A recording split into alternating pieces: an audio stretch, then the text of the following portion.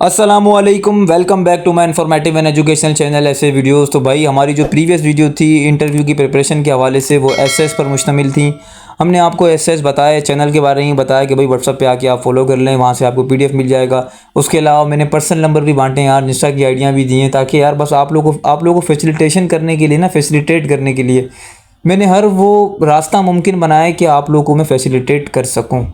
ठीक है। उसके अलावा आज जो हम वीडियो में लेकर आए हैं वो है आपके लिए वाइवा, जो कि बहुत मोस्ट इम्पोर्टेंट है। अच्छा, वाइवा ओरल क्वेश्चंस किस तरह के आएंगे मैंने उसकी फहरिस्त बनाई हुई है, फिर उसकी सब मतलब इसके ऑप्शंस हैं, फिर इसके सब ऑप्शंस हैं। मैं मुकम्मल तैयारी कराऊंगा, लेकिन मेरी एक शर्त है तैयारी की कि आपने वीडियो को मुकम्मल देखना है, क्योंकि ये वीडियो पूरी की पूरी मेरी वॉइस ओवर के ही ऊपर है, तो आपने पूरी मुकम्मल वीडियो को सुनना है। अच्छा देखें, वाइवा के अंदर जो पहला पॉइंट हमारा है ना वो है फिजिकल अपीयरेंस, उसके बाद है एकेडमिक क्वेश्चंस, फिर जनरल नॉलेज क्वेश्चंस, फिर करंट अफेयर्स क्वेश्चंस, फिर सिंध पुलिस रिलेटेड क्वेश्चंस। अच्छा, फिजिकल अपीयरेंस के मुताबिक सवालात किस तरह आएंगे, एकेडमिक क्वेश्चंस के क्या हैं, ये एकेडमिक क्या कैसे सवालात हैं, और जनरल नॉलेज तो आपको पता ही है, करंट अफेयर्स भी आपको पता है, और सिंध पुलिस से रिलेटेड क्या सवालात पूछे जाते हैं, ये तमाम बातें हम इस वीडियो में डिस्कस करेंगे। ठीक है ना।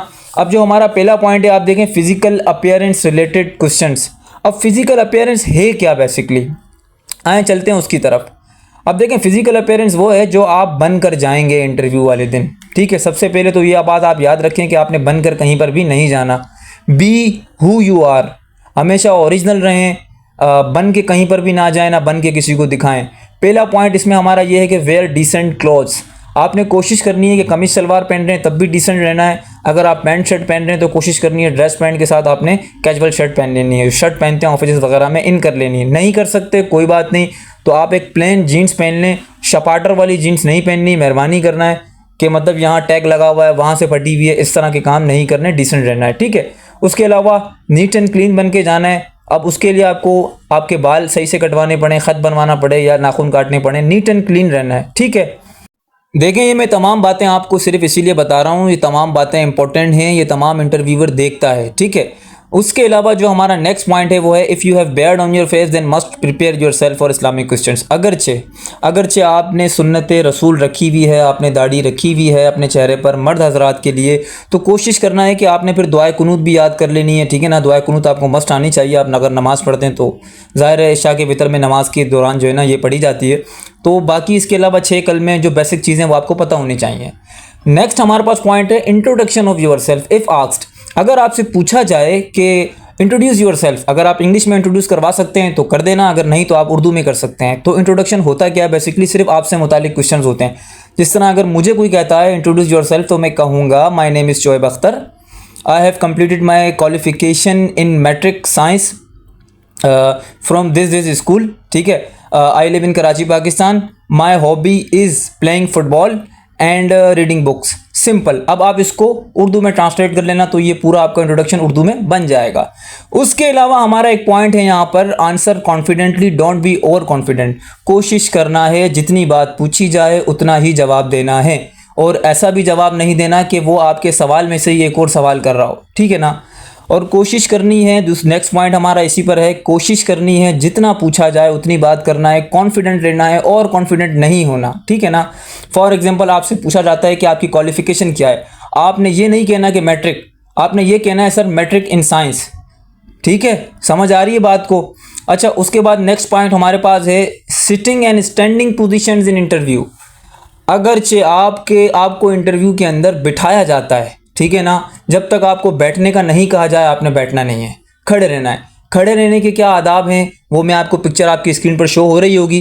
तो खड़ा, अगर आपको खड़े होकर आपका इंटरव्यू लिया जा रहा है तो आपने खड़े इस तरह होना है। ठीक है।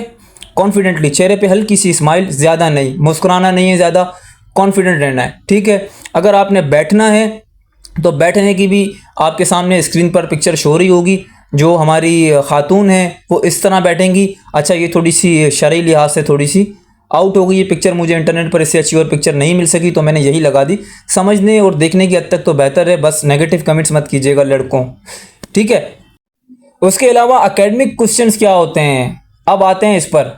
अब इस पर देखें, मैंने 2 पॉइंट्स बनाए हैं, your subject related questions, your field related questions.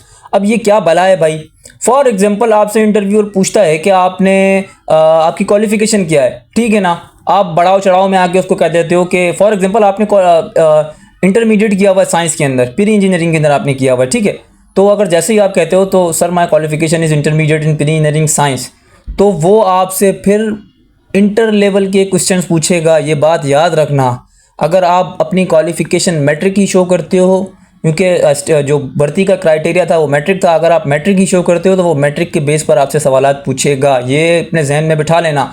अगर आप इंटरमीडिएट बताते हैं तो आपको कॉन्फिडेंट होना चाहिए कि अगर इंटरव्यूअर आपसे इंटर के सवालात पूछ ले तो आप बता सकें।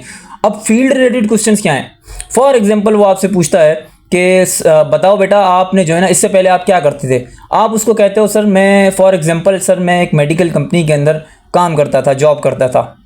तो वो आपसे फील्ड रिलेटेड क्वेश्चंस पूछेगा कि बताओ फिर पैरासीटामोल का केमिकल मतलब पैनाडल का केमिकल नेम क्या है। पैरासीटामोल एक केमिकल नेम है, आप बताओ उसके ब्रांड नेम्स कितने हैं, कितनी ब्रांड्स इसको जो है ना बनाती है पैरासीटामोल को, पैरासीटामोल का केमिकल फार्मूला क्या है, कुछ भी XYZ वो आपकी फील्ड से रिलेटेड क्वेश्चन पूछ सकता है। अब फील्ड मेडिकल की नहीं हो, फॉर एग्जाम्पल वो आपसे कुछ भी पूछ सकता है। आप अगर उसको कुछ कहते हो कि मैं एक शॉपकीपर था तो शॉपकीपर के हवाले से कुछ सवाल पूछ लेता है, अगरचे उनके जहन में सवालात आए तो। ठीक है, यहाँ तक बात क्लियर हो गई। अच्छा तो भाई नेक्स्ट हमारे पास है रिलेटेड सिंध पुलिस क्वेश्चंस।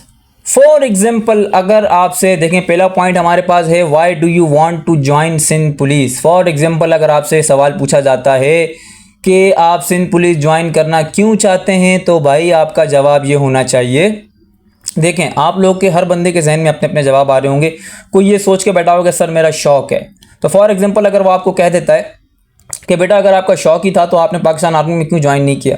आप अगर फॉर एग्जांपल बड़ा चढ़ा के जो ना कह देते हो कि सर मेरा शौक था, मैं अपने मुल्क को सर्व करना चाहता हूँ, ऐसा आपने कुछ कह दिया, तो फर्दर आगे से एक और क्वेश्चन आएगा कि बेटा अगर आप मुल्क को ही सर्व करना चाहते हो तो आप पाकिस्तान आर्मी ज्वाइन करते हैं, वहाँ तो आप बेहतरीन तरीके से मुल्क को सर्व कर सकते हो। तो फिर वहाँ आप हो जाओगे खामोश।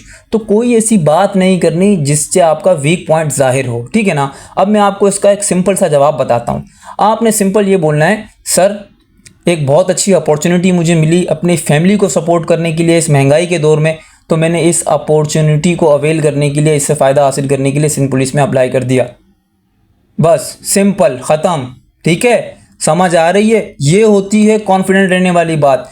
ऐसा नहीं करना है कि ऐसी कोई जवाबात नहीं देने जिससे आप ओवर कॉन्फिडेंट लगें या मतलब सामने वाला इंटरव्यूअर देखे यार ये तो कुछ ज़्यादा ही बोल रहा है, ऐसी बात नहीं करनी। ठीक है, नेक्स्ट हमारे पास क्वेश्चन है how will you make this department better. For example वो आपसे पूछ लेता है कि मान लें कि आप सिंध पुलिस में भर्ती हो गए और हालात तो आप तो देख ही रहे हैं कि सिंध पुलिस, फॉर एग्जांपल वो कह देता है कि सिंध पुलिस के हालात तो आप देख ही रहे हैं, तो आप मुझे बताएं कि सिंध पुलिस को लोग वैसे ही अच्छा नहीं कहते, तो आप महकमे में भर्ती होने के बाद आप सिंध पुलिस को बेहतर कैसे बनाएंगे, सवाल है।